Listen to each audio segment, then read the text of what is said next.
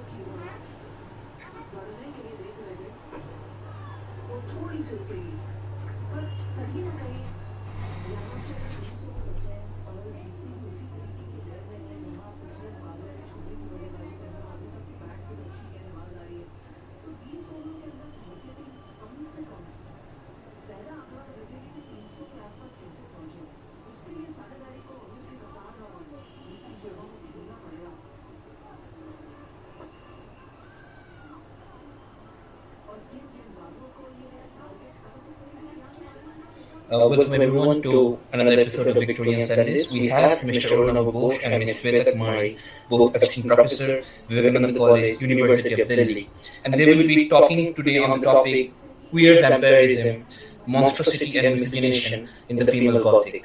So, without further ado, let me now introduce Mr. Arunava Bose. Mr. Arunava Bose is an assistant professor of English at Vivekananda College, University of Delhi. He previously taught at Shamlal College, University of Delhi till 2015. He has been associated with the UGC postgraduate e-Pathshala projects in 2014 and has contributed on gender studies. He has lectured and presented papers at various international and national seminars, including at Indian Institute of Advanced Studies, Shimla. He has published extensively in international journals and books. His research publications are on Monstrosity, subaltern history, and Bengali literature. And Ms. Shweta Kumari is an assistant professor in the Department of English at Vivekananda College, University of Delhi. Prior to this, she taught at Maitri College, University of Delhi from 2017 to 2023. She is currently pursuing a doctoral research at the Center for English Studies, Jawaharlal Nehru University, New Delhi. Her research interests focus on feminist utopias, dystopias, and cyberpunk literature.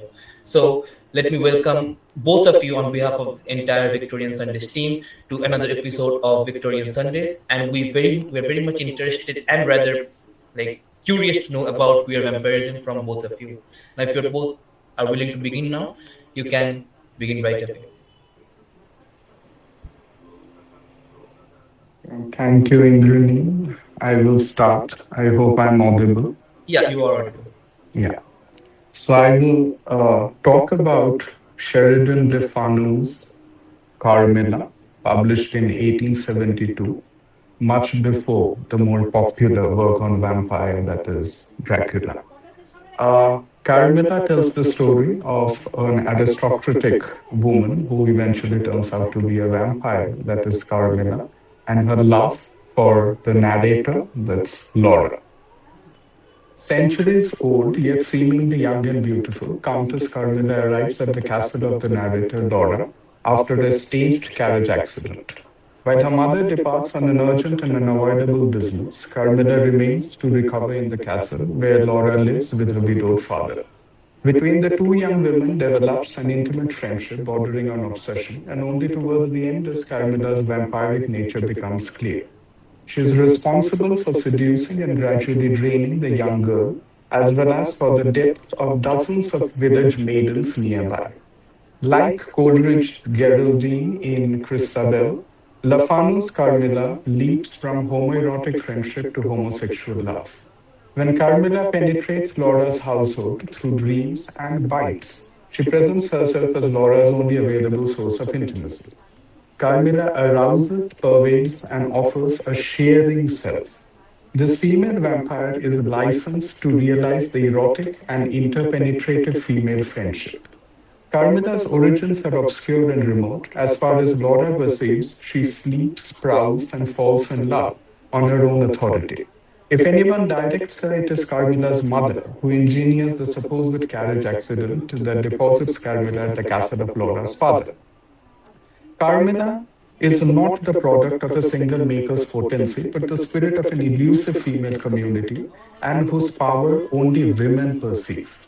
Remembering back through the centuries, Carmilla tells Laura of the cruel love, strange love that turned her into a vampire. Though she deems her love's gender unspecified, the word strange, a euphemism for homosexual love, suggests that Carmilla emotionally compartmentalizes what Nina Orbeck calls between feeding and friendship. She feeds only on women with a hunger inseparable from erotic sympathy, distinguishing among her prey on the basis of class. She preys on peasant girls but falls in love with Laura, a protected lady like herself, whose relative she is. Men in the novel, like late Victorian sexologists, turn Carmilla's passion into pathology, but neglect the fact that Carmilla loves only those she mirrors or understands. Through its ambiguity and indeterminacy, queer vampirism, more than any other agent of otherness, is a pure example of the transgression of boundaries between the known and the unknown, the human and the non human, the bodily and the spiritual, the humane and the destructive. An essential aspect of queer vampirism lies in the contrast between the familiar and pleasant, such as home, family, warmth, light, represented by Laura, and the unfamiliar and unpleasant, such as loneliness, winter, fog, cold, and darkness, represented by the otherworldly Carmilla. Queer vampirism is based on the contrast between the monstrous and the domestic, and on the vampirification of the domestic, as Carmilla, the animistic soul of Laura's ancestor, eventually penetrates her bodily and spiritually. Laura initially demonstrates Sorback's feminine category of the angel, who is to become the devout young bride, rehearsing the cultural paradigm of female mythological dualities such as domestic angels and villainesses who do not conform. The plot was inspired by Coleridge's Christabel as well as by the legend of Countess Bathory, a Hungarian aristocrat who is suspected of being a mass murderer. The setting is placed in the exotically Gothic region of Styria, then a province of the Austro-Hungarian Empire. Lefano introduces ambiguity and multiplicity not only in the characterization of the vampire, no longer the embodiment of pure destruction, but even more so in the figure of the victim whose fascination and yearning for the vampire's embrace and kiss are deeply ambivalent. Carmilla thus introduces the motive of the victim who desires to be seduced. The ending's pronounced ambiguity implies that Carmilla was not truly destroyed. She continues to live in Laura's mind and dreams, that is, a metaphorical life through her victim. The archetypal Carmilla, a femme fatale with lesbian tendencies, is both a manifestation of patriarchally forbidden desire and as the projection of misogynistic fears of that same culture. The motive of the vampire represents the most primal, unrefined expression of otherness and reveals multiplicity of the phenomena of identity, that is, self awareness or the recognition of the other within us, towards which we strive. The first meeting between Laura and Carmilla occurs in a childhood dream. This experience, which evokes in Laura contradictory feelings of tenderness and horror, reflects her longing for her dead mother. Having never known maternal tenderness, Laura feels calmed by the nocturnal visit of a mysterious, attractive young woman who gently soothes her to sleep. Yet this nocturnal reverie turns disturbing when she awakens with the sensation of two needles piercing her breast. After Laura's scream, the spectral lady suddenly vanishes, only to reappear years later as the injured passenger Carmilla. Shortly after Laura Carmilla's arrival, Laura recognizes her guest's face as the one from her childhood vision and recounts the dream. Laura learns that she and Carmilla not only share the same vision, but may also be related since Laura's mother, like Carmilla, descends from the Karnstein family. This genetic connection emphasizes the link between Laura's yearning for her mother and Carmilla's first visitation, in which she assumes the role of an incestuous surrogate mother. Carmilla thus reflects Laura's ambivalent feelings of desire stemming from maternal absence. She is both the loving, nurturing mother and the succubus who drains life, a living memory of both love and grief. As wandering, insatiable succubus, the vampire symbolizes fatal love, a passion so intense and exhausting that it leads to death or eternal accursed longing. In the novella, Carmilla oscillates between violent bursts of passion and her habitual melancholy. Often described as languid, devoid of energy or vitality, she exhibits symptoms of neurasthenia, depression, irritability, and fatigue. Yet, unlike mortal women suffering from neurasthenia or psychosis, Carmilla needs no doctors or male advice. Her weakness during daylight hours is linked to her vampiric need for darkness and blood. Morning sleep and a transfusion of blood are all she needs to regain her strength. Despite showing traditionally feminine traits of weakness and exhaustion, Carmilla, in her nocturnal form, becomes an aggressive, powerful predator capable of killing both men and women through her insatiable bloodlust. Ultimately, though destroyed by traditional means, that is, the stake through heart and beheading, Carmilla remains an indelible presence in Laura's memory, appearing in visions of dual paradoxical intensity as a beautiful, languid, bewitching girl, and the beast that rides this being of fascination and revulsion continues to haunt Laura's soul. Like other dark entities of the imagination, she lingers in the unlit, often unacknowledged regions of the psyche, bringing together destruction or liberation. The author emphasizes the sexual nature of Carmilla's allure more than the violent nature of the vampire, since it is a charm that conquers Laura. The link between vampirism and sexuality is established 12 years before the main plot, when Laura dreams of a young woman who caresses her, an act that calms her more than it frightens her. In the light of Laura's ambivalent feelings towards Carmilla, adoration and disgust, a paradox that reflects the heroine's uncertainty, Lafano highlights that Laura's illness is sexual in nature and that the heroine can be cured only when the source of illness, that is her temptation, Carmilla, is eliminated. Laura's experience with Carmilla lies at the heart of her individuation process. It permanently transforms her from innocence to experience, both physically and emotionally, in ways that are liberating and destructive. Carmilla exhibits all the generic traits of what today we can call an antisocial or unsocialized personality type, such as deceit, confusion, impulsivity, unpredictability, aggressiveness, irritability, a heightened need for stimulation, ruthlessness, and a hollow, inauthentic charm. While Laura is a hypersensitive empath, Carmilla is a pseudo empath. She deploys pseudo emotions, fabricated expressions of feelings used to elicit guilt, pity, or attachment in others, creating an asymmetric circuit in which she continually draws emotional nourishment from Laura. Carmilla's economy of emotional predation corresponds to a pathological fusion, a state in which boundaries between the self and other collapse under the pressure of narcissistic attachment.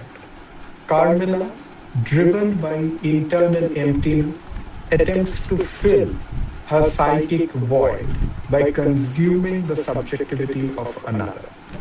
This process explains why Carmilla's victims experience both ecstasy and exhaustion, attraction and repulsion, until their identity is dissolved into her own unlit continuum. Laura's perception that Carmilla knows her better than she knows herself marks the moment of psychic capture. The victim's self image is absorbed into the manipulator's projection. Carmilla possesses impulsiveness, seductiveness, and above all, tenderness, qualities that the lonely Laura needs. Through them, Laura becomes enchanted. Once the Carmilla Laura relationship is violently interrupted by patriarchal interventions, as when Laura's father goes on a hunting expedition and eventually destroys Carmilla's tomb and beheads her. The narrator remains changed unable to reintegrate into her previous world. In Carmilla, the vampire's charming exterior conceals a parasitic economy of affect.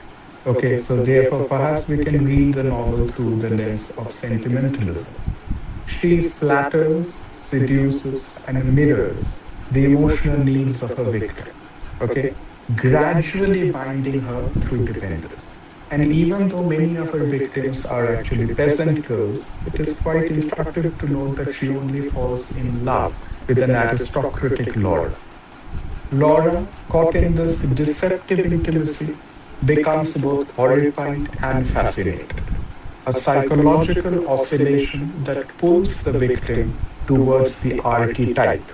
Over here, the archetype is both the demonic as well as the maternal, that eventually threatens to destroy the subject.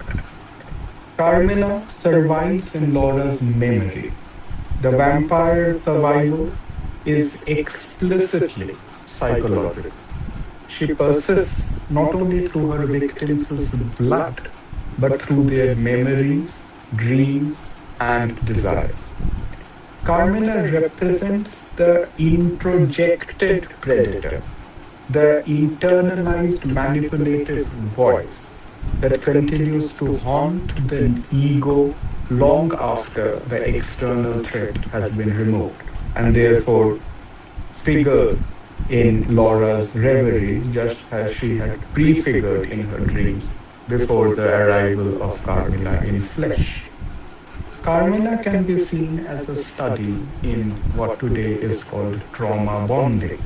Okay, both the women eventually lose their mother. I mean, Carmilla's mother just drops her at the castle and disappears, and Laura loses her mother to an untimely death. There is a perverse attachment that is formed through alternating cycles of seduction and threat. The victim, Laura, conditioned by fear and longing, becomes unable to detach from the manipulator Carmilla, mistaking dependency for intimacy. The vampiric predator is not merely a supernatural being over here, but an embodiment of social hierarchies, aristocratic, gendered, and erotic, through which the self is subjugated, and domination operates not only through coercion but through desire itself, through the internalization of control as pleasure. Okay, so there is a difference in the kind of control exercised by Laura's father and the kind of control which is exercised by her governesses, as well as the kind of control that is exercised by Carmilla over her.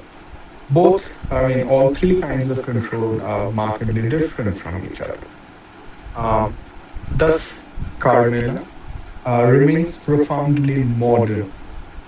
Beneath its Gothic veneer lies a psychological anatomy of manipulation. Its eroticized violence, its narcissistic theater, its tragic symmetry between the predator and the prey. The vampire is not destroyed as much as transmuted. She survives within the psyche of the victim, within culture, and within every relationship where seduction masks control. Thank you.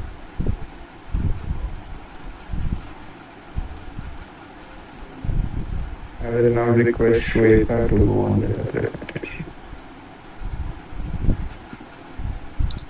Hello everyone, I hope I'm audible. Uh, yes, you are audible. Alright, so I'll begin. Florence Marriott's Blood of the Vampire, published the same year as Bram Stoker's Dracula in 1897 and subsequently overshadowed, narrates a story of Harriet Brand, a psychic vampire who drains the energy of people around her who are hypnotized by her. The Gothic novel locates her vampirism in her Creole heritage from her Jamaican mother, with a thirst for blood, who was the daughter of a slave bitten by a vampire bite while pregnant. The depiction of vampirism was informed by contemporary debates around race, miscegenation, sexuality, and imperialism.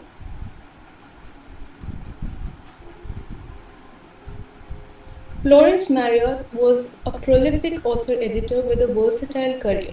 She had 70 works spanning novels, short stories, dramas, articles, and recollection of her time in India, and was the editor of a journal, London Society, and conducted reading tours in Britain and United States. However, her position in the feminist historiography is marginal despite her contemporary popularity and significant literary corpus. Her contemporary critics disapproved of the sensationalist elements in her fiction that strained realism and propriety, while the popularity of the subgenre created a site of excess and moral turpitude for the Victorian bourgeois respectability. She often included elements that were deemed beyond the pale of bourgeois social conformity, like women's sexuality, unhappy marriages, and domestic abuse.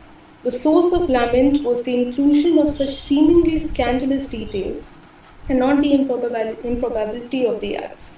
Moreover, it incurred more hostility and censure as written by a woman in a male dominant publishing industry. Her posthumous erasure has been a matter of critical examination. Beth Palmer suggests that it was Marriott's popularity with the middle and lower middle classes, along with her productivity and versatility, that led to a prompt downturn in her reputation after her death, and that post death accounts like those of Harry Furness were quite dismissive of her literary metal. Sarah Lennox notes that her hegemonic ideas about race and racial essentialism could also be a contributing factor. The Gothic is a genre and mode to explore the anxieties of the Victorian age that, owing to lack of psychoanalytic discourse, were unconscious, unspeakable, and inexplicable. David Punter, in his book Literature of Terror, sees it as a distorting and magnifying lens for a reality that could not be apprehended in any other way, and that it emerged as a response to socio-political crisis. He sees the vampire as one of the key figures of the genre and as symbolic of death, desire, and transgression. A perverse union of desire and death, figure of transgressed mortality, and a source of contagion, it is associated with seduction, but the victims mostly fall prey to their inner corruption.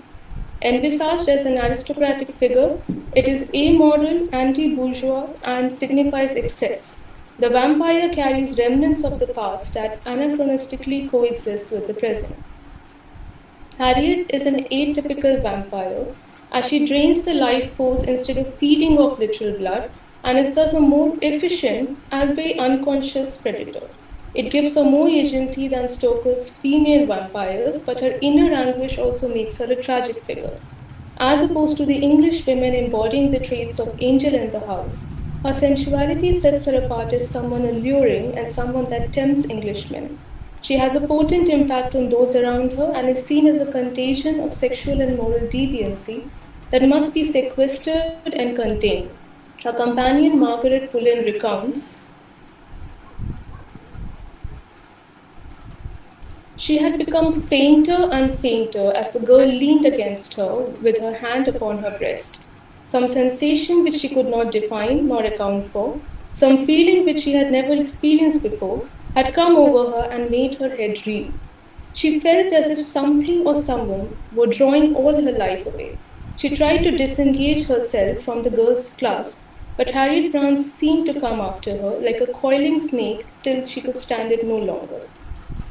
Dr. Phillips tries to persuade Harriet not to have children, and he explains, "You will always exert a weakening and debilitating effect upon them, so that after a while, having sapped their brains and lowered the tone of their bodies, you will find their affection or friendship for you visibly decrease.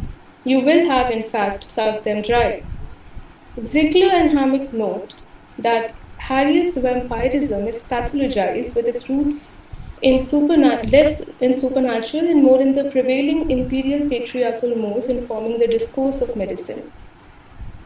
She refers to Dr. Phillips refers to the curse of heredity in relation to both Harriet's racial makeup and the fatal attributes of the vampire that affected her mother's birth. Margaret's infant child dies due to proximity to Harriet, and later Harriet's husband, Anthony Pennell, ignores the warnings and dies on their honeymoon, leading to her committing suicide and leaving a note stating that her parents had made her unfit to live. Brenda Hammock notes that as opposed to the overt bestiality demonstrated by literary representations of vampires, Harriet does not display any such inclination for feeding off blood or shapeshifting. Her vampirism is psychic, as craving for blood is metaphorical. She unconsciously drains the energy and life force of those closest to her instead of nurturing them as the ideal Victorian woman, leaving them anemic. She has a predilection for sadism and spite when thwarted in love, as evident in her desire to have the lover sent to the vivisecting laboratory, her excitement as a child at the proposition to flog the children of slaves, and her fascination with the macabre paintings of Joseph Beuys.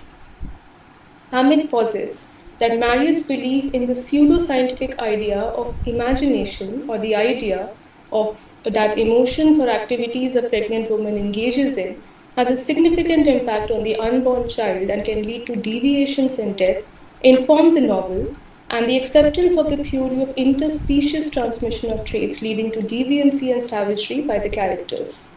Howard Malshaw, in The Half-Breed is Gothic Unnatural, sees the novel as a striking culmination of an explicit racial Gothic and draws together elements of the Frankenstein myth with that of a cannibalistic vampirism, with Harriet the half-breed as a sufferer of genetic determinism.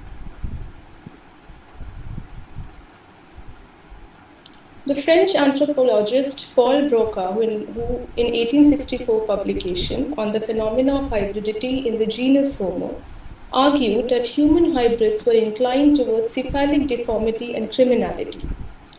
He also identified miscegenation as the causal factor behind the collapse of empires, as Dr. Phillips appeals to Harriet's first suitor's responsibility towards race and empire to withdraw his affections, as she is a quadroon and not fit to marry into any decent English family.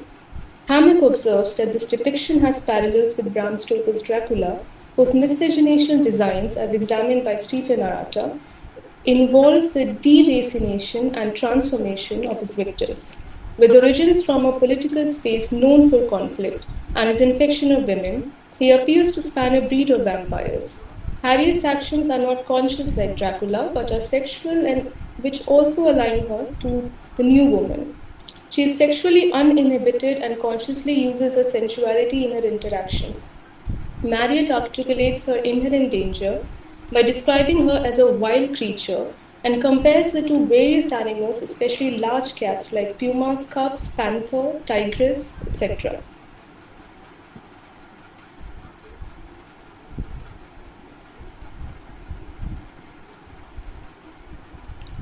The resurgence of Gothic in Victorian fin de siècle is rooted in the anxieties about appearance of the primitive, thought to be exorcised, but makes an atavistic return to the figures like Dracula and Mr. Hyde.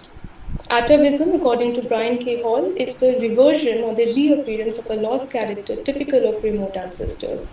Cesare Lombroso's deterministic theories that sought to scientifically explain and predict criminal behavior opine that dangerous criminals were atavistic throwbacks on the evolutionary scale, and that born criminals are hereditary and biological. These raise anxieties about the narratives of progress and if evolutionary development is in tandem with progress, since remnants of bestial survives in the present. It was seen as a threat to order and stability of the British Empire and civilization. Harriet's appearance is racially ambiguous and she passes for white, and it requires the trained eye of a doctor to discern the Creole features in her countenance. Her long-shaped eyes with their blue whites and her white mouth and blood-red lips, and her supple figure and apparently boneless hands and feet, with one suitor withdrawing his attentions in fear of their future offspring being a piebald. Harriet presumably inherited from her mother a penchant for cruelty and slave lineage. The Baroness accuses her of black blood and vampire's blood. She is a potent threat as, along with her white appearance, she also has the means to mix with her upper class due to her independent fortune. Dr. Phillips discloses the truth of her bloodline to others, arguing that the concealment would be criminal and believes she should be segregated. The ideas of degeneracy are tied to fate, as one's character is determined at birth due to aberrant and adverse traits passed on genetically. Philip's warnings to Margaret are based on Harriet's potential to be vicious. My dear Margaret, are you so ignorant to believe that a child born under such conditions cannot turn out well? The bastard of a man like Henry Brandt, cruel, godless, and a woman like her terrible mother, sensual, self loving, crafty, and bloodthirsty, half caste. What do you expect your daughter to become? She may seem harmless enough at present, so does the tiger cub as it suckles its dam, but that which is bred in her will come out sooner or later and curse those with whom she may be associated. Helena Ifill notes that with the death of Margaret's baby and Harriet's husband, Anthony Pennell, the narrative confirms that while the degenerate subject is not responsible for the ancestry, any sympathy towards them would have fatal consequences, and despite her financial and social freedom, she is robbed of all agency as she is unable to escape her destiny. Her cruelty, pleasure at flogging, and enjoyment of gory paintings align her with the white colonizers. Her ignorance about her parentage, as she believed her parents to be English, show phantasiacal anxieties that inherited degeneracy could be present in anyone, latent or overt, even in the respectable members oblivious of their ancestry. Her suicide exorcises the atavistic threat to racial purity.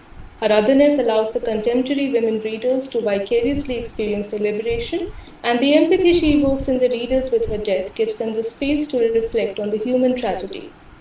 The uncanny figure of the vampire, thus, is other, with all its attendant meanings and contemplation.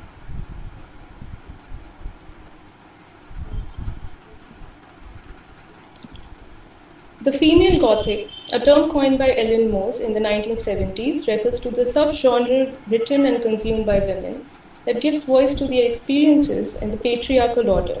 The female Gothic metaphors, as Diana Wallace notes, contain the imagery of entrapment, burial, and women as spectral presence. The supernatural is eventually rationally explained, which in the novel is done through a medical assessment of Harriet. Eiffel comments that Marriott's novel is shorn of any such imagery, as the social context was different from her predecessors. The legal and political changes in property ownership, marriage, and divorce gave women relatively more mobility. It is a complex portrayal as the threatening other evokes sympathy and is disempowered after she gets knowledge of her power and ancestry. Harriet's agony, moral dilemma, self introspection is an effective narrative strategy that makes the reader sympathetic towards the tragedy of someone who craves intimacy but is fated to be the cause of their death. By the end of the novel, she exhibits the traits of both Gothic heroine and Gothic threat. The traditional female Gothic contains three categories: the heroine, hero, and the villain. Here, subversively, Harriet is the villain as the vampire, victim as the heroine, and the hunter as the hero. Eiffel observes that Marriott puts the Gothic in an everyday setting and blends the Gothic with a more domestic, mildly sensational form of popular fiction, which makes her version of the female Gothic modern, relevant, and effective. Thank you.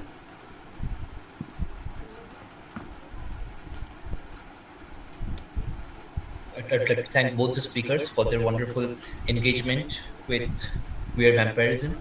I'd now open the floor to all present. If you have any question, you can directly unmute yourself and ask questions to both the speakers.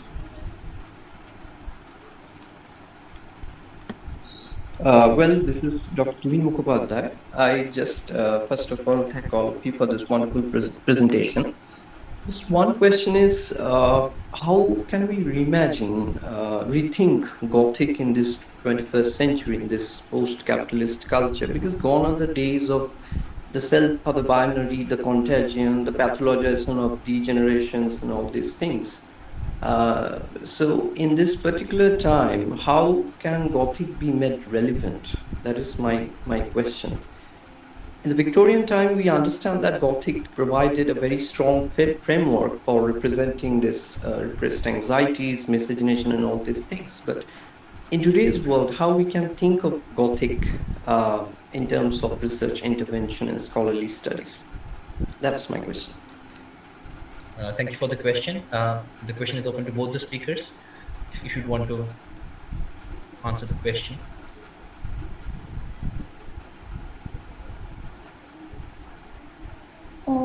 Hi, I don't think that Gothic's appeal is just limited to the Victorian age, because the issues that it is used as a vehicle to articulate are still the same. I mean, in fact, the India of today is exactly like the Victorian age. Okay, exactly. The income inequality, the best of times, the worst of times. Also, I mean, I don't remember the name of the critic, but she spoke about the fact that how post 9/11 there was a resurgence in supernatural. So you have Gothic, you have vampires, you have zombies, okay? So the uncanny, okay? So they still, act as an effective vehicle to, you know, speak about our anxieties and fears.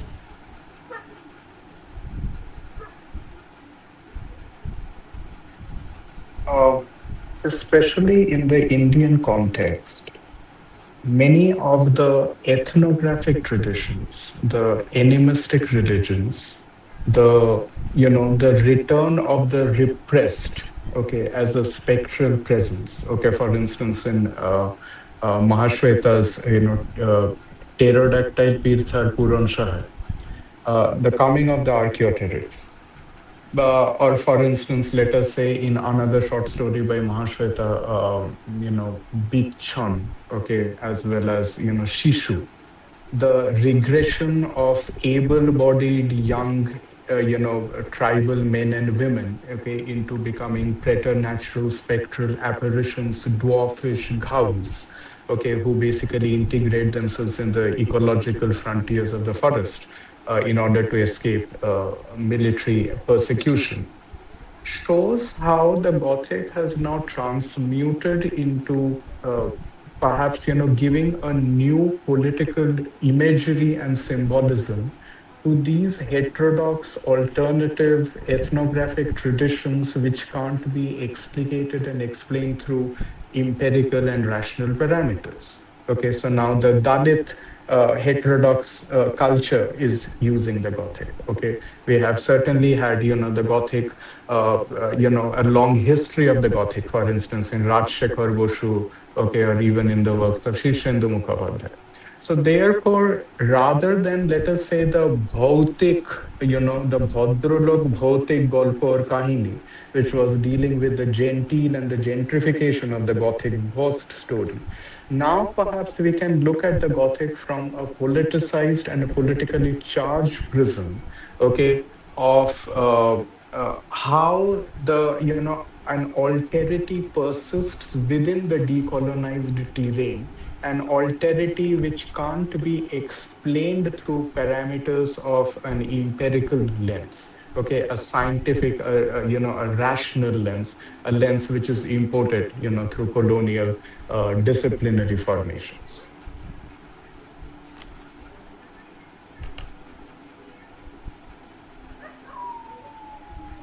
I think that kind of answers the question.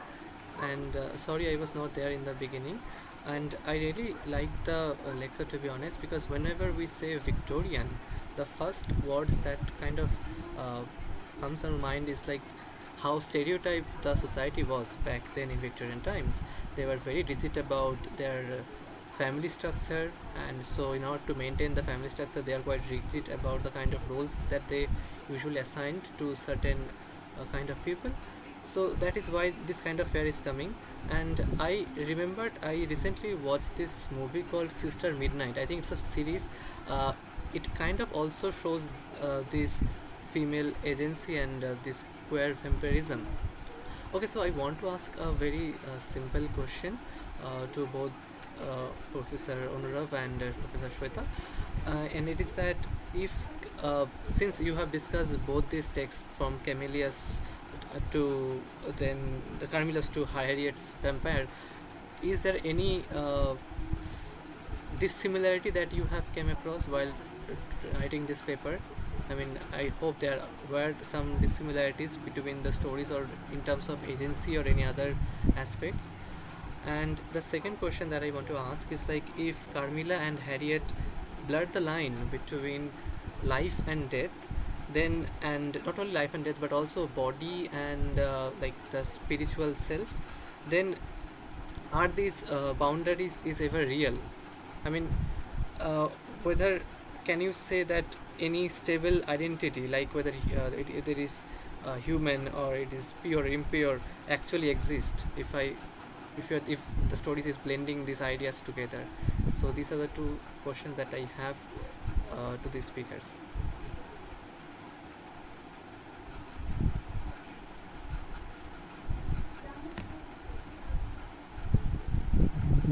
Perhaps Shweta can answer first, and then I will add to it. Sure.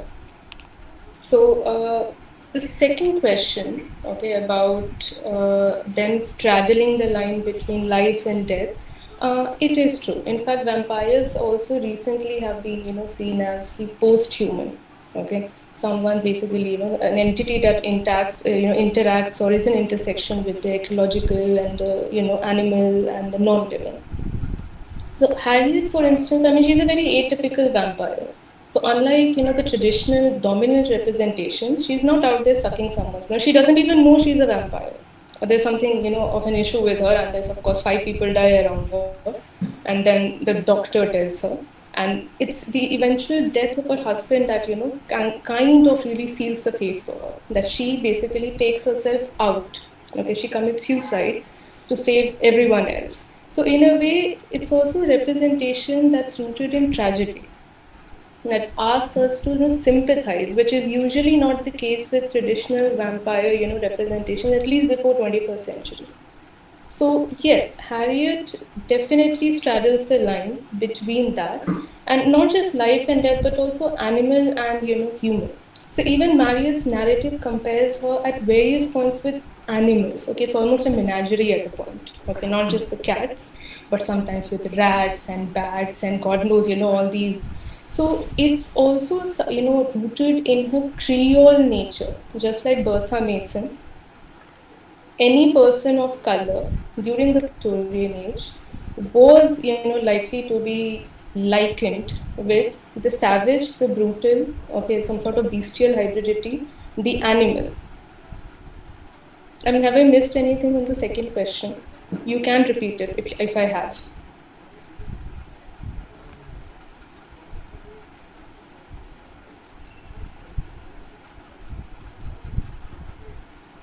Okay, so I was asking if Victorian society. Should I repeat the question? Yes, please. Okay. So I was asking if Carmilla and Harriet blurred the line between life and death, body and spirit, and self and other. Then are those boundaries even real in a more psychological, in more philosophical sense? Uh, See, as far as the boundaries are concerned, it is yes, the self and the other is definitely there, but at least in Harriet Brand's case, the other is more racialized, it's more colonized. So there is basically a political impetus. So there is not a lot of space in the text to actually have, that kind of introspection. I mean, there's an entire, chapter when Harriet is considering, whether she should even live, okay, whether she can live like this. So that is the only philosophical one, but at the same time, the text is too rooted in the colonial realities of the day, okay, to have a sustained engagement with, any kind of, uh, I mean, sustained engagement, not that it doesn't, with the philosophical.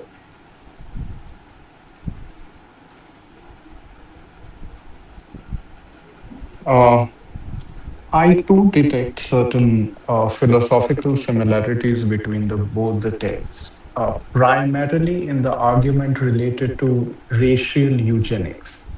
I mean, the novel has, in one way, been read, by critics such as Matthew Gibson and many contemporary Irish critics, as perhaps mirroring some of the anxieties when the Irish aristocracy was crumbling.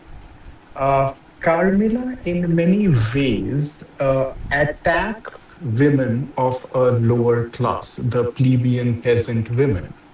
But this relationship, or rather this predatory relationship, is more of hostorial and parasitic. It is devoid of passion. I mean, it is a pathology of domination.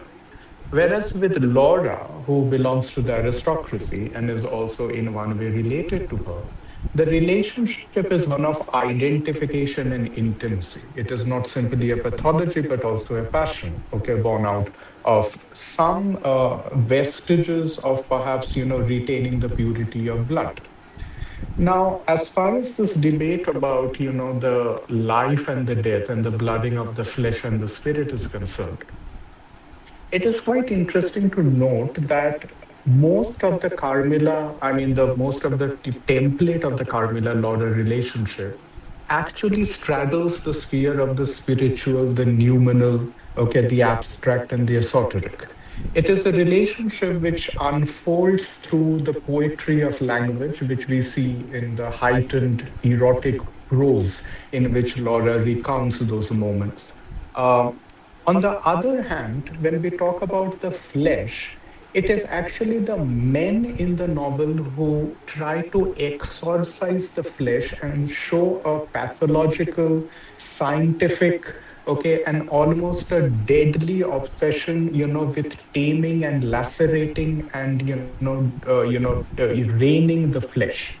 When the men in the novel, especially a doctor as well as Laura's father, go in search for Carmilla's tomb, what they basically do is that they sever the head, exhume the body, penetrate it with a dagger, performing a form of anatomization, performing a form of autopsy, which is not only surgical, but also in many ways a penetration of the flesh. This extremely grotesque and gory, okay, penetration of the flesh, it can be seen as the exact antithesis of the penetration, okay, of Laura by Carmilla's more feminine maternal influence. Okay, and again, the name Laura constantly reminds me of Rossetti's Goblin Market, which again deals, with a sort of a homoerotic relationship between the sisters Laura and Lizzie. And both the work show us a kind of a Swinburnian economy where ecstasy, eroticism, and a sensuality cloaks and masks the language of predation. Whereas in the male characters, that aspect of predation, predatoriness, okay, parasitism becomes much more naked and unconcealed. I think that explicates Pritam's question quite wonderfully. In the meantime, Shitama has raised her hand. Shitama, you can unmute yourself and ask the question directly. Hi, so my question is towards Arunabha. I am doing my PhD in the queer Gothic, so I wanted to ask you. I have been noticing a tradition where the Gothic it deals a lot with like isolation and with alienation, like with most, even with Carmilla or any of the classic Gothic novels. The idea is that even for when we look at the queer Gothic, the idea is that ultimately you're being cut off from society, like to be the outsider, the person who is on the margins, whether it's with Shirley Jackson's Hill House or whether it's with Carmilla. But then I was wondering that when we are looking specifically at queer readings, how can we subvert this? Because the idea that a queer person will forever like always be on the outskirts, will never be able to integrate into society. And integration does not just mean like assimilation. Integration can also mean working with community, living within community. My reason for asking this question is that when I was searching about the vampirical literature's evolution, I see Joel Gomez's Gilda stories, which was published around the 1960s, where as a black vampire, she's sort of trying to keep her connection with human community rather than cutting herself off completely. So what I basically want to ask is how do you reconcile this isolation on the one hand, forever being cut off from community, from all sorts of connection, and on the other hand being an outsider and taking pride in that marginal identity.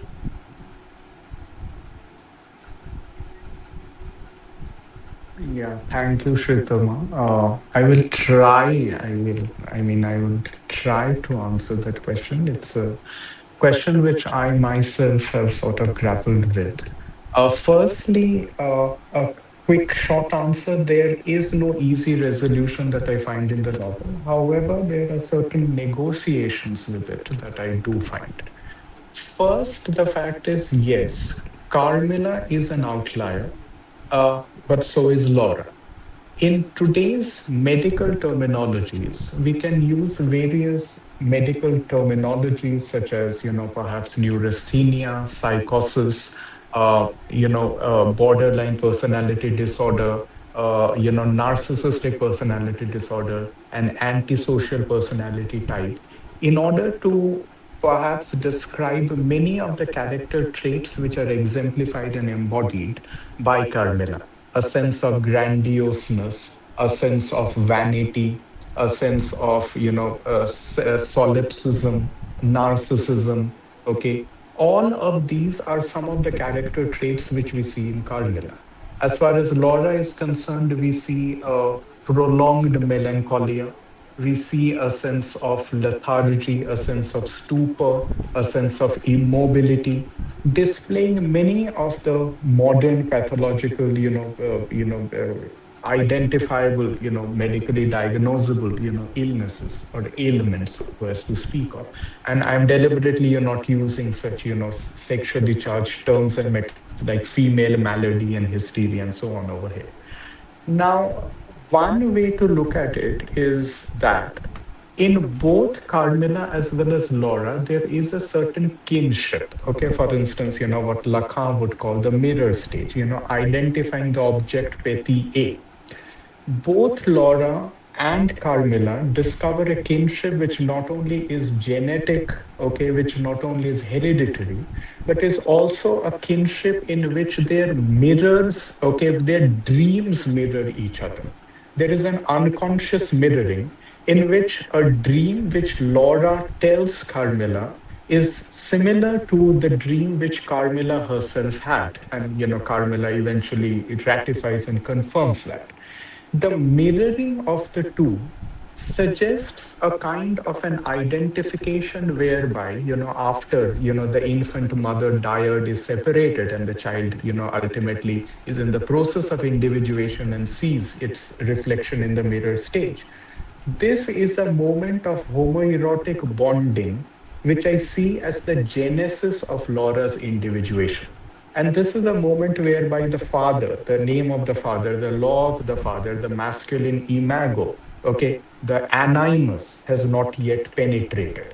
So, therefore, it is a form of individuation, okay, and therefore, the form of individuation is rooted in acknowledging a psychological kinship with the other.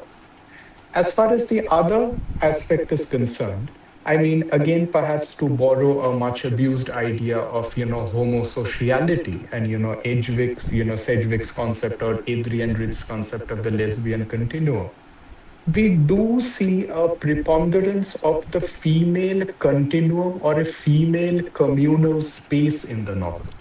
So, for instance, Laura grows up surrounded by two governesses and the memory of her dead mother. The father is primarily an absent presence.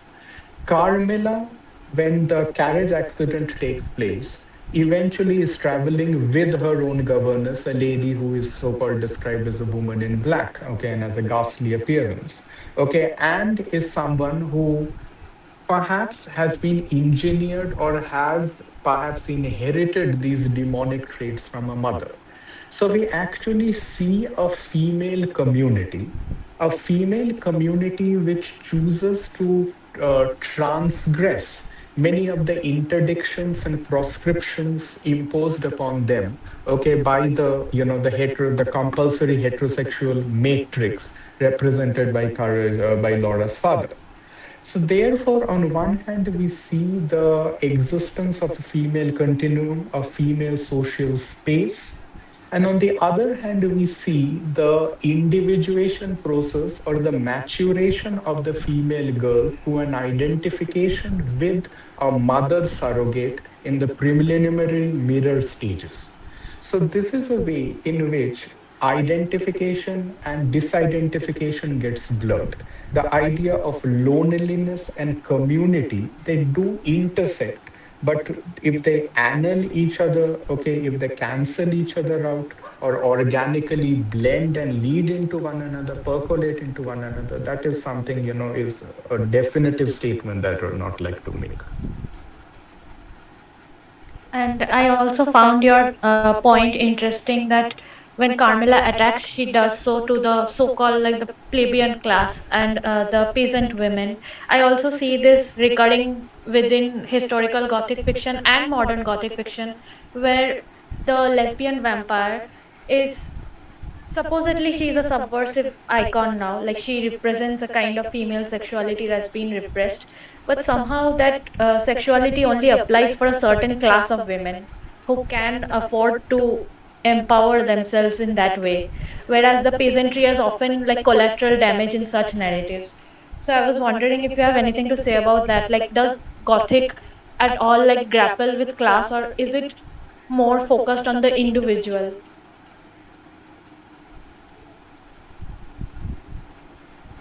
Uh, in some ways, Carmilla shows many of the snobbishness of the Irish or the British aristocracy in, for instance, her language. Um, in some ways, her pedigreed. Okay, so she's a pedigreed vampire, to speak of in that way. Okay, but generally, we have had an entire tradition whereby vampires have always been seen as emanating or coming from, okay, an upper echelons of society.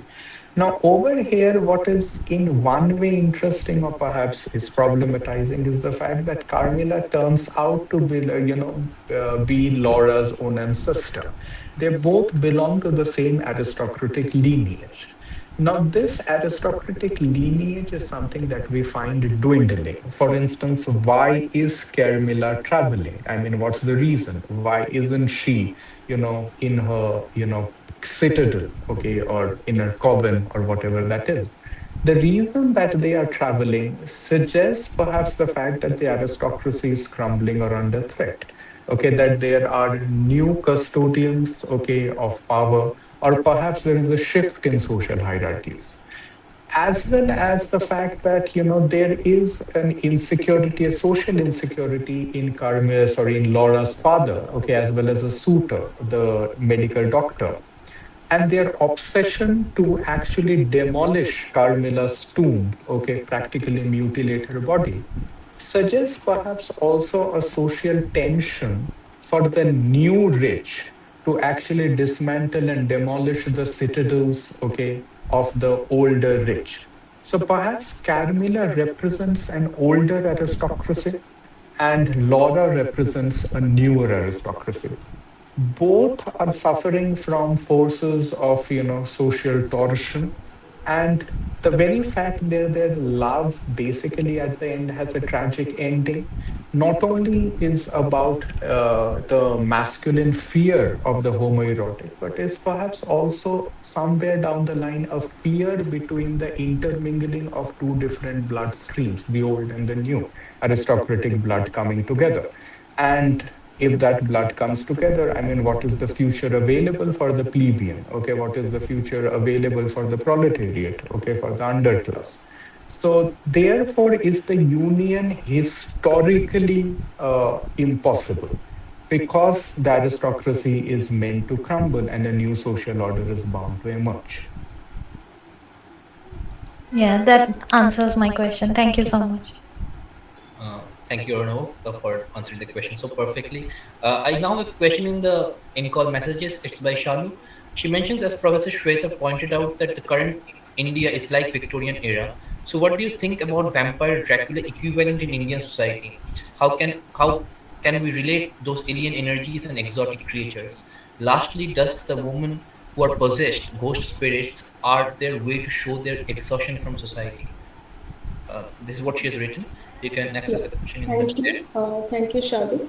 So, see, there is no one-to-one correspondence, but I mean, the figures that, I mean, top of my head, you have Vetal, then you have Churels, then you have, of course, regional variations, but these are again not one-to-one correspondence because A, vampires, as Arunab also mentioned, are usually aristocratic. because they are supposed to be the ultimate atavistic throwbacks. So as we progress, okay, enlightenment, rationality, all of that, there is this powerful residue, the remnant, that's there. Also,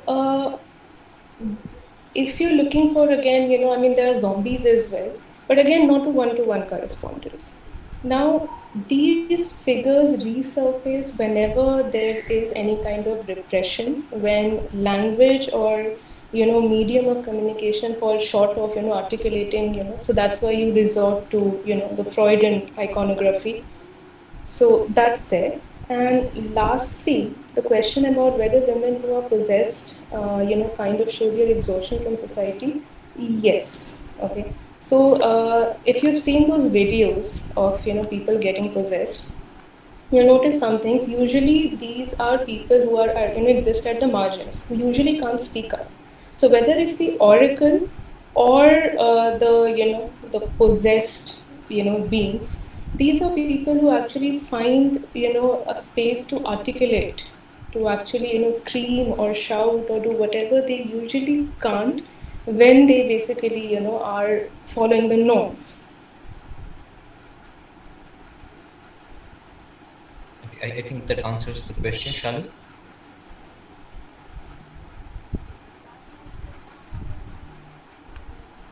Okay, so do we have any other questions for the speakers? I reckon this has been an absolutely exhilarating discussion regarding queer vampirism. Do we have any other questions for the speakers today?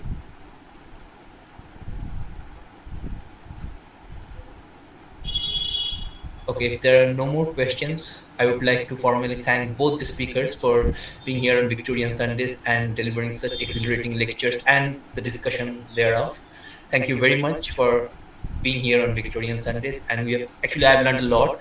I do have questions. This is such a rich topic that there will be unending questions and you'll be tired to keep answering questions. But thank you very much. Ritam, would you want to add anything to this? No, I also enjoyed the session, and I, like I mentioned earlier, that I recently watched this web series called Sister Midnight, and it kind of reminds me of that. I would recommend everyone to go through that web series. Anyway, I enjoyed the session. There are so many new things to learn, and Shweta ma'am already said, like Victorian society is very similar to the kind of society we have. It's rigid, and we are still can't get over it. So uh, that is why these topics are so relevant, and it was a very interesting lecture. I'm very thankful to both of you. Thank you for joining us, and thank you to the audience as well for staying with us for like an hour, I guess. So with that being said, um, we are ending this session.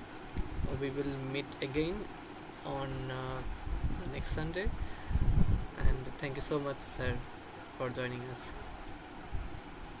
Thank you. Thank you for the warm invite.